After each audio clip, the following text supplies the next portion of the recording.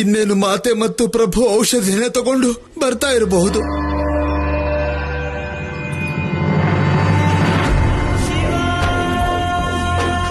ಪ್ರಭು ಮತ್ತೆ ಮಾತೆ ಬರ್ತಿದ್ದಾರೆ.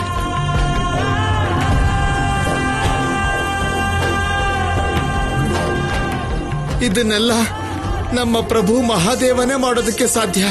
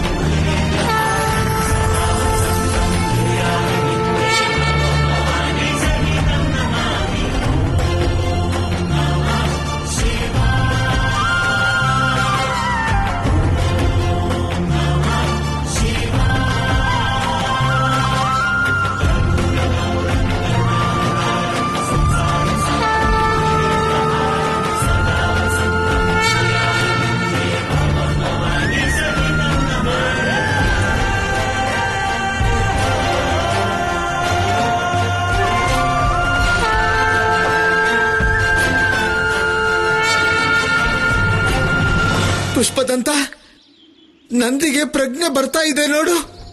ಇವರು ಹೇಳ್ತಾ ಇದ್ದಾರೆ.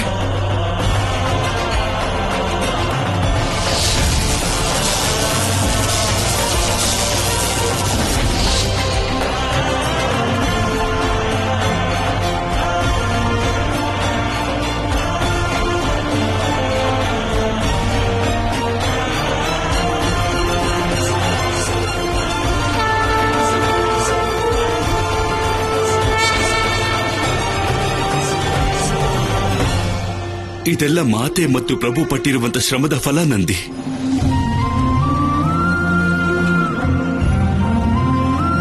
ನಿಮಗೆ ಗೊತ್ತಾ ನಂದಿ, ಪ್ರಭು ಮತ್ತೆ ಮಾತೆ ನಿಮ್ಗೆ ಔಷಧಿ ತರೋಕೆ ಎಲ್ಲಿ ಹೋಗಿದ್ರು ಅಂತ? ದಾರುಕಾವನಕ್ಕೆ.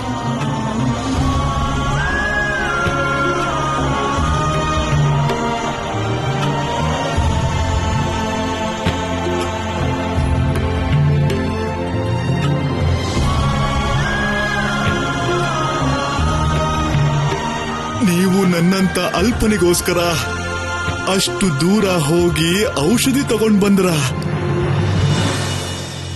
ನೀವು ನನ್ನ ಗೆಳೆಯ ನಂದಿ. ಮತ್ತೆ ಗೆಳೆಯರು ಯಾವತ್ತೂ ಕಷ್ಟ ಕೊಡೋದಿಲ್ಲ.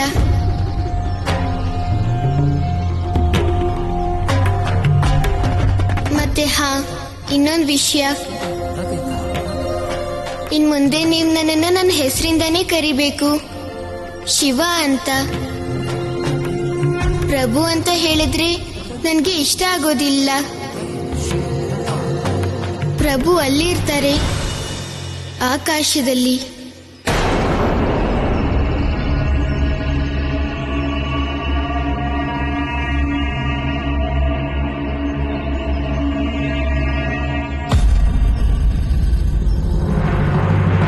ನೀವು ನನ್ನ ಪ್ರಭುಗಳು.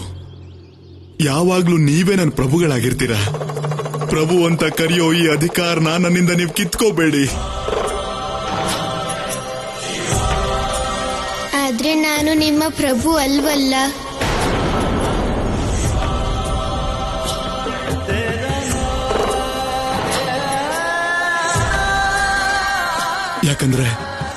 ಯಾಕಂದ್ರೆ ನೀವು ನನ್ನ ಪ್ರಾಣ ಉಳಿಸಿದಿರಾ. ಪ್ರಾಣ ಕೊಡೋನು ಯಾವತ್ತು ಪ್ರಭು ಆಗಿರ್ತಾನೆ. ಆದ್ರಿಂದ ನಾನ್ ನಿಮ್ಮನ್ನ ಪ್ರಭು ಅಂತಾನೆ ಕರಿತೀನಿ.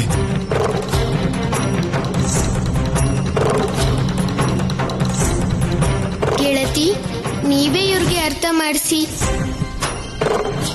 ಇವ್ರಿಗೆ ಅರ್ಥ ಮಾಡ್ಸಕ್ಕಾಗಲ್ಲ ಗೆಳೆಯ. ಯಾಕೆ ಗೆಳತಿ? ಯಾಕಂದ್ರೆ ಇವರು ಮಹಾದೇವನ ಪರಮ ಭಕ್ತ. ಮತ್ತೆ ಮಹಾದೇವನ ಭಕ್ತರು ಮನಸ್ಸಲ್ಲಿ ಏನ್ ಅಂದ್ಕೋತಾರೋ ಅವರು ಅದನ್ನೇ ಮಾಡ್ತಾರೆ.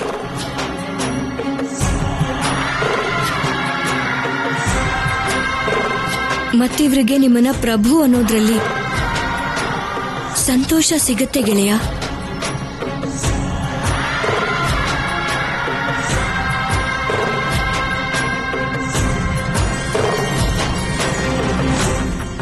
ಸರಿ ನಂದಿ, ನಿಮ್ಗೆ ನನ್ನನ್ನ ಪ್ರಭು ಅನ್ನೋದ್ರಲ್ಲಿ ಸಂತೋಷ ಸಿಗುತ್ತೆ ಅನ್ನೋದಾದ್ರೆ ನಾನು ನಿಮ್ ಸಂತೋಷಕ್ಕೆ ಅಡ್ಡಿ ಬರೋದಿಲ್ಲ.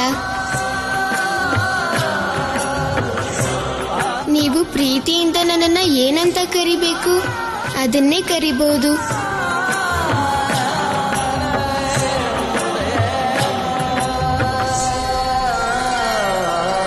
ಅನುಮತಿ ಕೊಟ್ಟಿದ್ದಕ್ಕೆ ನಿಮ್ಗೆ ತುಂಬಾ ತುಂಬಾ ಧನ್ಯವಾದ ಪ್ರಭು.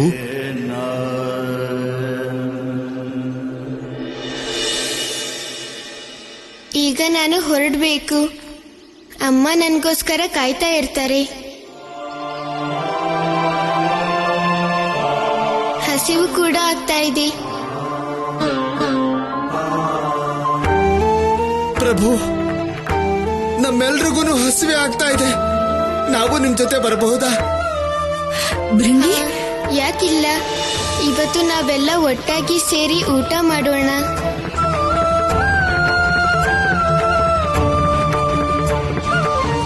ಹರ ಹರ ಮಹಾದೇವ, ಹರ ಹರ ಮಹಾದೇವ, ಹರ ಹರ ಮಹಾದೇವ, ಹರ ಹರ ಮಹಾದೇವ.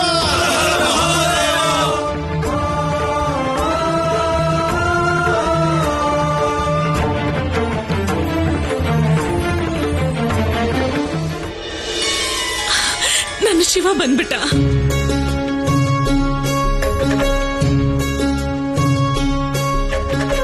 ಅಮ್ಮ,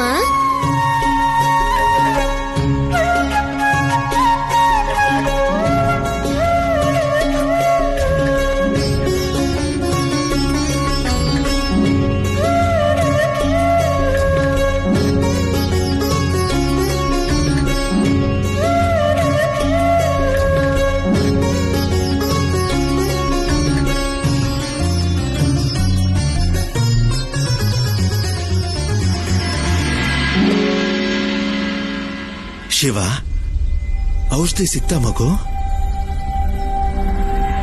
ಹೌದು ಅಪ್ಪ. ಈಗ ನಂದಿಗೆ ಪ್ರಜ್ಞೆ ಕೂಡ ಬಂದಿದೆ. ಒಳ್ಳೇದು, ಮಹಾದೇವನ ಇಚ್ಛೆ. ಗೆಳೆಯ ಶಿವ, ನೀನ್ ಬಂದೇ ಬಿಟ್ಟೆ.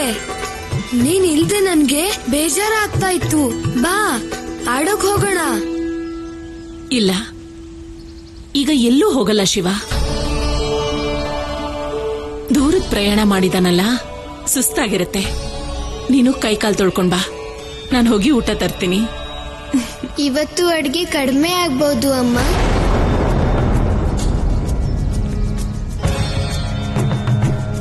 ಯಾಕಂದ್ರೆ ಇವತ್ತು ಊಟಕ್ಕೆ ನಾನೊಬ್ನೇ ಇಲ್ಲ. ಇನ್ಯಾರಿದ್ದಾರೆ? ನಾನು ಮತ್ತೆ ನೀನಷ್ಟೇ. ಊಟ ಮಾಡೋರು ಹೊರಗಡೆ ಇದ್ದಾರೆ ಅಮ್ಮ. ಒಂದ್ ನಿಮಿಷ, ಕರಿತೀನಿ. ಎಲ್ಲರೂ ಒಳಗ್ ಬನ್ನಿ.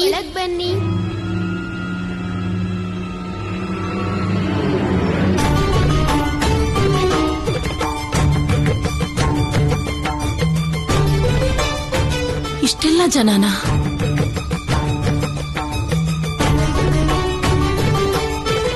ಇನ್ನೂ ಒಬ್ರಿದ್ದಾರೆ. ಅವರು ಒಳಗ್ ಬಂದ್ರೆ ಎಲ್ಲರೂ ಬಂದಾಗತ್ತೆ. ನೀವು ಒಳಗ್ ಬನ್ನಿ ಗೆಳತಿ.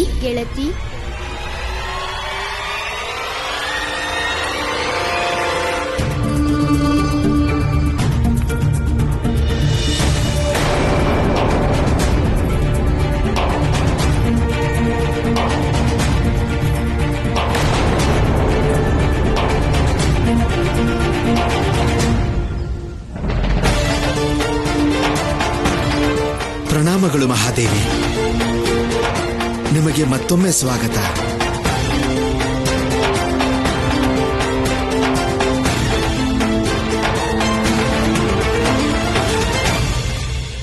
ಅಡಿಗೆ ಸಿದ್ಧ ಆಗೋಕೆ ಸಮಯ ಆಗತ್ತೆ. ಅಲ್ಲಿ ತನಕ ನೀವೆಲ್ಲ ಶಿವನ್ ಜೊತೆಗೆ ಶಿವನ ಧ್ಯಾನ ಸ್ಥಾನಕ್ಕೆ ಹೋಗಿ ವಿಶ್ರಾಂತಿ ಮಾಡಿ.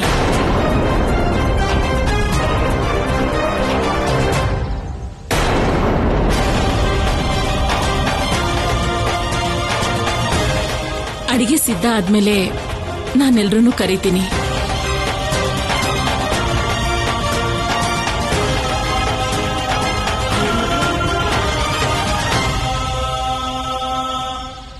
ಹೌದು ಅಮ್ಮ, ಇದು ಸರಿಯಾಗಿರುತ್ತೆ.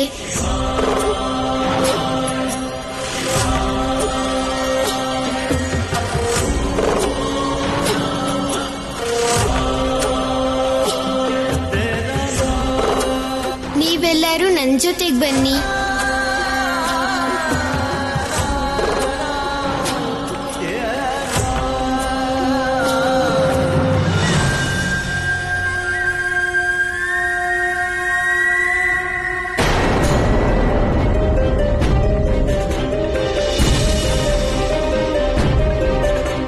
ದೇವಿ ಪಾರ್ವತಿ, ನೀವು ಏನ್ ಮಾಡ್ಬೇಕಿತ್ತೋ ಅದನ್ನ ಮಾಡಾಯ್ತು. ಈಗ ನನ್ನ ಮನೇನು ನೀವು ಕೈಲಾಸ ಮಾಡ್ಬೇಕು ಅಂತಿದ್ದೀರಾ?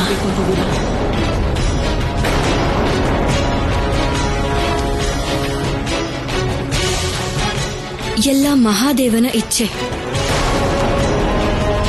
ಮತ್ತೆ ನಿಮಗೂ ಗೊತ್ತೇ ಇದೆ, ಎಲ್ಲಿ ಮಹಾದೇವ ಇರ್ತಾರೋ ಅದು ಕೈಲಾಸ ಆಗೇ ಆಗುತ್ತೆ.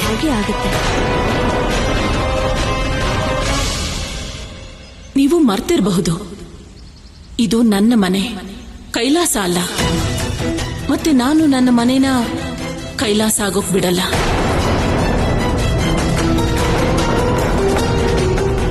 ಒಂದು ವೇಳೆ ಮಹಾದೇವ ಕೈಲಾಸದಲ್ಲೇ ಇರಬೇಕಾಗಿದ್ರೆ ಅವರು ಕೈಲಾಸ ಬಿಟ್ಟು ನನ್ನ ಮನೆಗೆ ನನ್ನ ಮಗನಾಗಿ ಬರ್ತಾ ಇರಲಿಲ್ಲ.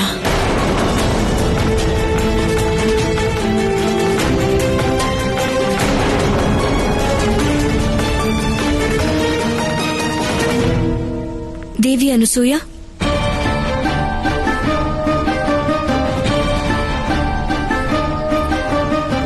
ನಾನು ಅಡುಗೆ ಮಾಡೋದಕ್ಕೆ ನಿಮ್ಗೆ ಸಹಾಯ ಮಾಡ್ತೀನಿ, ಬನ್ನಿ. ನನಗ್ ಸಹಾಯ ಮಾಡ್ತೀನಿ ಅಂದಿದ್ದಕ್ಕೆ ಧನ್ಯವಾದ. ಆದ್ರೆ ಅವಶ್ಯಕತೆ ಇಲ್ಲ, ನಾನೊಬ್ಳೆ ಸಿದ್ಧ ಮಾಡ್ತೀನಿ. ನೀವು ಹೋಗಿ ವಿಶ್ರಾಂತಿ ತಗೊಳ್ಳಿ. ದೇವಿ, ಏನ್ ಹೇಳ್ತಾ ಇದ್ದೀರಾ ನೀವು? ಮಹಾದೇವಿ ಅನ್ನಪೂರ್ಣೆ, ಜಗಜ್ಜನನಿ ಇವರು. ನೀವು ಈ ಸತ್ಯನ ಮರ್ತಿದ್ದೀರಾ? ಈ ಜಗತ್ತಿನ ಪ್ರತಿ ಅಡಿಗೆ ಮನೆಯಲ್ಲೂ, ಪ್ರತ್ಯೇಕ ಆಹಾರದಲ್ಲೂ ಮಾತೆ ಅನ್ನಪೂರ್ಣೆ ವಾಸ ಮಾಡ್ತಾಳೆ. ನೀವು ಅನ್ನಪೂರ್ಣೆಯ ಅವಶ್ಯಕತೆ ಇಲ್ಲ ಅಂದ್ರ?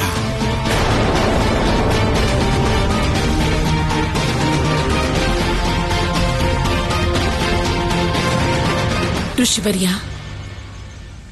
ಮಕ್ಕಳಿಗೆ ಅವರ ತಾಯಿನೇ ಅವರ ಅನ್ನಪೂರ್ಣೆ ಆಗಿರ್ತಾಳೆ.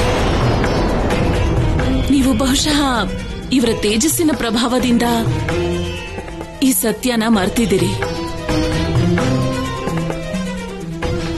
ಇವರು ದೇವಿ ಅನ್ನಪೂರ್ಣೆ ಆದ್ರೆ ನಾನು ತ್ರಿಮೂರ್ತಿಗಳಿಗೆ ತಾಯಿ.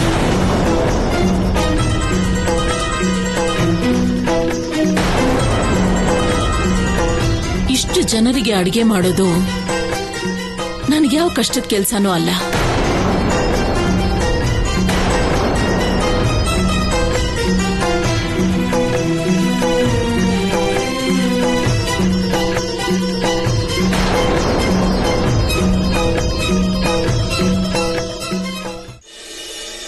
ಬೆಲ್ಲ ಎಲ್ಲಿದೆ?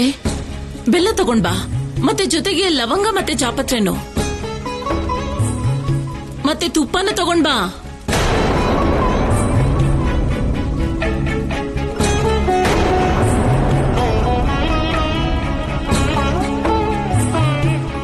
ತುಪ್ಪದ ಪಾತ್ರೆ ಖಾಲಿಯಾಗಿದೆ. ಈಗ ಇದನ್ನ ಹೇಗೆ ಪೂರ್ತಿ ಮಾಡ್ತಾರೆ?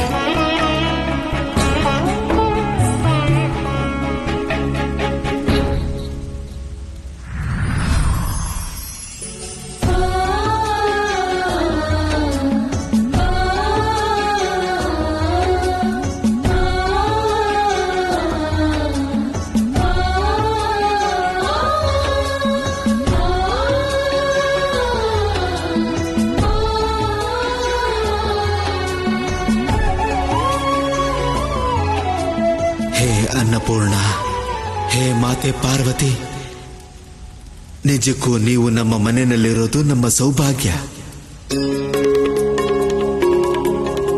ಹೇ ಆದಿಶಕ್ತಿ, ಜಗಜ್ಜನನಿ ಮತ್ತೆ ಸಾಂಸಾರಿಕ ತಾಯಿ ಮಧ್ಯ ವ್ಯತ್ಯಾಸ ಇರುತ್ತಲ್ವಾ ಮಾತೆ? ನಿಮ್ಮನ್ನ ಬೇಡ್ಕೋತೀನಿ ಮಹಾದೇವಿ, ಅನಸೂಯಳ ವಾತ್ಸಲ್ಯನ ತಪ್ಪಾಗಿ ತಿಳಿಬೇಡಿ. ಆಕೆ ಏನೇ ಮಾಡಿದ್ರು ಪುತ್ರ ವ್ಯಾಮೋಹದಿಂದ ಮಾಡ್ತಾ ಇದ್ದಾರಷ್ಟೇ.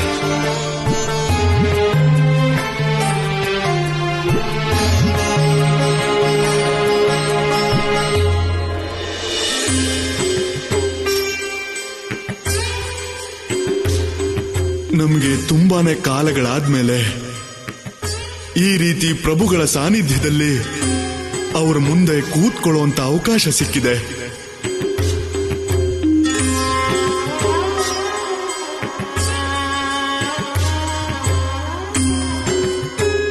ಏನ್ ಯೋಚನೆ ಮಾಡ್ತಾ ಇದ್ದೀರಾ ನಂದಿ? ಪ್ರಭು, ನೀವು ಅಂತರ್ಯಾಮಿ, ನಿಮ್ಗೆ ಎಲ್ಲ ಗೊತ್ತಿದೆ. ನಾವಿಲ್ಲಿ ನಿಮ್ ಮುಂದೆ ಕೂತಿರೋದು ಹೇಗನಿಸಿದೆ ಅಂದ್ರೆ ನಾವು ಕೈಲಾಸದಲ್ಲೇ ಇದೀವಿ ಅನ್ನೋ ಹಾಗೆ.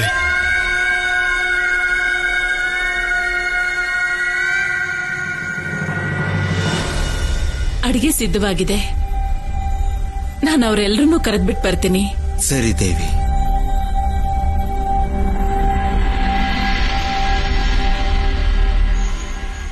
ಪ್ರಭು, ನಮ್ಗೆಲ್ಲ ಇಲ್ಲಿ ನಿಮ್ ಜೊತೆ ಇರೋದಕ್ಕೆ ಅನುಮತಿ ಕೊಡಿ ಪ್ರಭು. ಹೌದು ಪ್ರಭು, ನೀವೆಲ್ಲೋ ನಾವು ಅಲ್ಲೇನೆ. ನಮಗಿಲ್ಲೇ ಇರೋದಕ್ಕೆ ಅನುಮತಿ ಕೊಡಿ ಪ್ರಭು.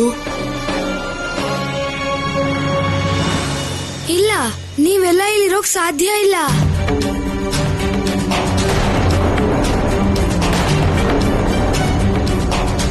ಗೆಳೆಯ, ಇವರೆಲ್ಲರಿಗೂ ಇಲ್ಲಿರೋದಕ್ಕೆ ಆಜ್ಞೆ ಯಾವತ್ತೂ ಕೊಡ್ಬೇಡ.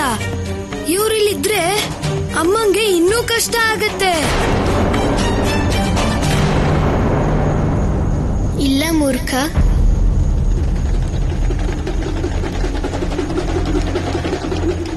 ನಾನ್ ಇವರಿಗೆ ಇಲ್ಲ ಅನ್ನೋಕ್ಕಾಗೋದಿಲ್ಲ. ಇದು ಇವರ ಪ್ರೀತಿ, ನನ್ನ ಆಮಂತ್ರಣ ಅಲ್ಲ. ಯಾಕಂದ್ರೆ ನಾನು ಯಾರನ್ನು ಕರೆಯೋದಿಲ್ಲ ಮತ್ತೆ ಯಾರನ್ನು ಬಹಿಷ್ಕಾರನೂ ಮಾಡೋದಿಲ್ಲ.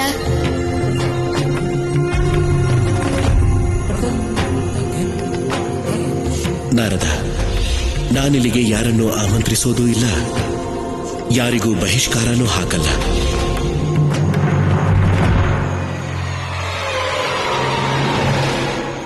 ಇವರು ಇಲ್ಲಿರೋಕ್ಕಾಗಲ್ಲ ಶಿವ.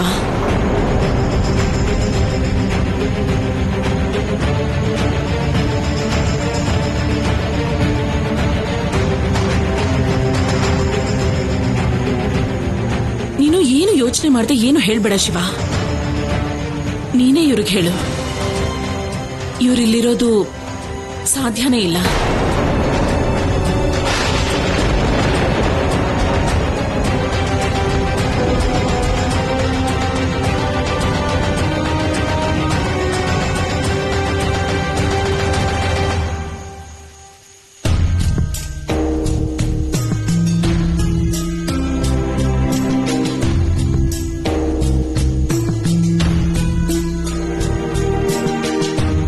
ಯಾಕಮ್ಮ, ಇವರಿಲ್ಲಿ ಯಾಕಿರ್ಬಾರ್ದು?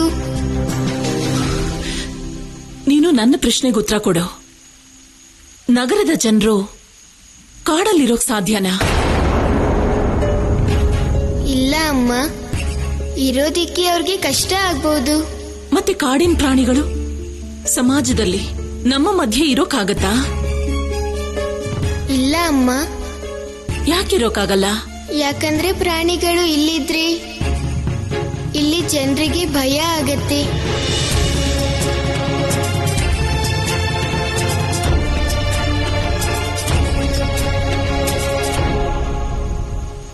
ಇದೇ ರೀತಿ ಗಣ, ಪ್ರೇತ, ಭೂತ, ಪಿಶಾಚಿಗಳು ಸಾಮಾಜಿಕ ಜನರಲ್ಲ ಶಿವ.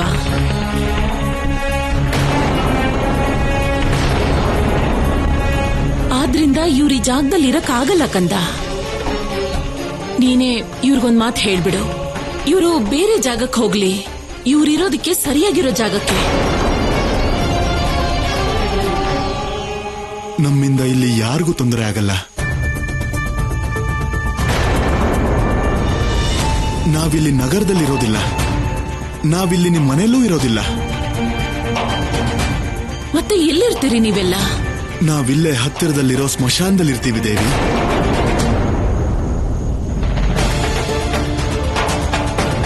ನಾವು ದಿನ ಪ್ರಭುಗಳ ದರ್ಶನಕ್ಕಾಗಿ ಬರ್ತಾ ಇರ್ತೀವಿ.